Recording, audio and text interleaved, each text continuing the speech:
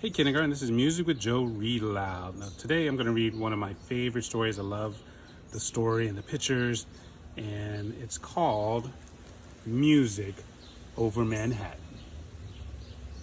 Music Over Manhattan.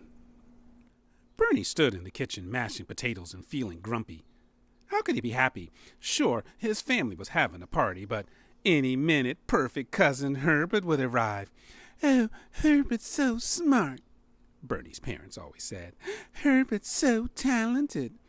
Bernie knew that what they meant was, why can't you be more like Herbert? Bernie mashed harder. Cousin Herbert. Herbert and his parents made a grand entrance. Aunt Pearl was balancing the platter of pastries, and Uncle Stanley was proudly swinging a string of salamis. As for Herbert, he had a new baseball mitt in one hand, and in the other he held his report card. "All A's," Herbert said, waving the card in Bernie's face, "and a star in penmanship. What did you get on your report card, Bernie?" "I don't remember," said Bernie. He slumped back into the kitchen. When he poked his head out, things had gotten worse. Cousin Herbert, surrounded by smiling relatives, was juggling a handful of rolls. Uncle Louis whispered in Bernie's ear, "It's not much fun being Herbert's cousin, is it?" "No, it isn't," said Bernie. "Let's skadoodle," said Uncle Louis. Bernie loved being on the roof at night. A cool breeze ruffled his hair, and all the lights of Brooklyn gleamed. Uncle Louis, world-famous musician and master of many instruments, picked up his trumpet and began playing Moonlight Over Manhattan. Bernie was sure that it was the most beautiful song in the world. With the music playing, the stars seemed to shine brighter, the pigeons strutted and cooed. Even the laundry was dancing in time. Halfway through the song, Bernie realized that something strange was happening. Uncle Louis was floating. He hovered next to Bernie, drifted over the pigeon coop, and then daringly hung in the air next to the building. As the last notes finished, he floated back and sat next to Bernie. "How did you do that?" Bernie asked. "The music did it," said Uncle Louis. Before they came down from the roof, Uncle Louis showed Bernie how to play a few notes. "You've got talent," said Uncle Louis. "Thanks," said Bernie, and he smiled with surprise. A week later, Uncle Louis dropped by with a trumpet for Bernie. Every Saturday after that, he gave Bernie a lesson. At first, the notes squawked and screeched, and the pigeons flew off the windowsill. Bernie almost quit. But Uncle Louis was encouraging. He'd say, "Not bad," or "That's getting much better." Once in a while, Uncle Louis would even smile. Bernie did get better. He practiced all the time, at the breakfast table, on the way to school, even in the bathtub. Sometimes he played for the relatives. Herbert was jealous. He sat on the fire escape and made faces through the window. Bernie continued to improve. In fact, he got pretty good. But floating like Uncle Louis, that was another matter, and he still couldn't quite play his favorite song, Moonlight Over Manhattan. It was the high notes in the finale that were so hard. Bernie always got nervous, and then he'd bleat horribly. One morning, after Bernie had been practicing for almost a year, Uncle Louis called. "My band is playing at Cousin Hannah's wedding this afternoon, and my trumpet player is sick. Can you take his place, Bernie?" Bernie gulped. Do you really think I'm good enough?" "Absolutely, kiddo," said Uncle Louis. The wedding was in the country.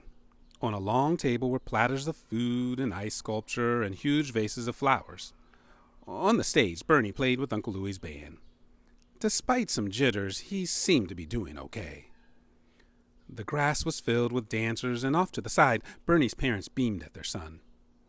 Only Cousin Herbert seemed unhappy. He slumped in his chair and glared at Bernie. Bernie was getting all the attention. The next time Bernie glanced up from his playing, Herbert was tap dancing on the food table. The relatives were staring, but they didn't seem pleased. Suddenly, Herbert slipped on a puddle from the ice sculpture and went sliding down the table. Oranges, bananas, and pastries tumbled in all directions. The relatives stood in stunned silence. the bride and groom began to cry. Bernie felt awful, and then Uncle Louie whispered in his ear, "Let's play them the most beautiful song in the world." "Moonlight over Manhattan?" Bernie stammered. "Moonlight over Manhattan," said Uncle Louie.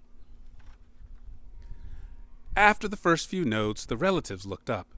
Then, 2 by 2, they began again to dance. It truly was the most beautiful song in the world, and the relatives weren't the only ones who noticed. In their vases, the flowers swayed happily. On the lawn where they had spilled, the oranges and bananas grew brighter like so many small suns and moons.